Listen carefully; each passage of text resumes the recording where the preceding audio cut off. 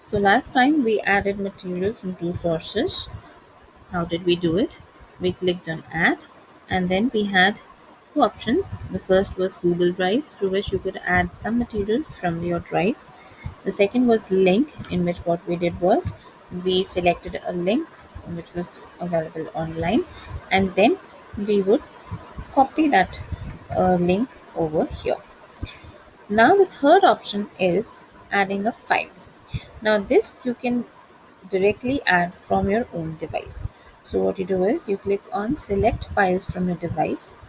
So let's say I have created some material, so I can add another PPT. So this is the second in line, and if of course if you want to add more files, you can click over here, add more files, and add them, and then you click on upload. So first this is going to upload your file to the Google Drive, and after that it is going to show you the link here. So this is how you can add a file from your device to your Google Classroom. Now the last one is YouTube. Now this particular option gives you two options again. First is a video search option, the second is URL. Now this is going to help you to add a video from the YouTube into your classroom. Now in the first option, you can just write a topic here, just going to search for it on YouTube, and then you can select any one that you like. So let's say you can pick up any one. So let's say I select this one and I say add. Now this is going to add this particular video into the classroom. Now let's say I already have selected a particular video from YouTube. In that case, what I just have to do is paste the YouTube URL here. So let me do a general search. I go to YouTube,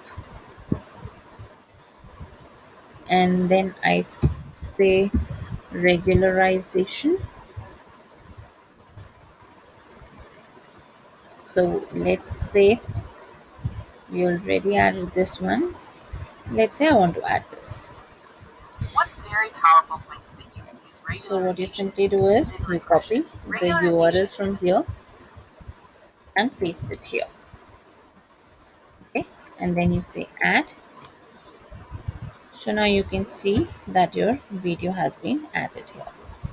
So this is the basic strategy of adding videos from YouTube.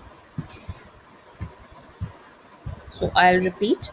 The first step was adding some material from Google Drive. The second was adding a link over the internet. Third was adding some file from your own system. Fourth was adding some videos from YouTube. Okay, so these are the various options that are available. The next step is over here. Now here it says to which students you would like to post these materials to. So if you have multiple classes, you would have got multiple options here. Now here you can select a list of students. As of now, this is all students, but if you have once you have students added into your course, it will show you the names of those students, and then you can selectively send this material to some students. Last one is topic, in which you select the topic to which this material will be assigned. So here we had created this topic called as regularization. This material belongs to it. There is also an option to create a topic here and no topic, in which it will go to none of the topics. Create topic will help you create a new topic parallelly. Okay, so I select regularization here. So this material now goes to regularization. After this, what you just have to do is you have to post this particular material. So we click on post. So now this material will be posted onto your Google Classroom. That's it.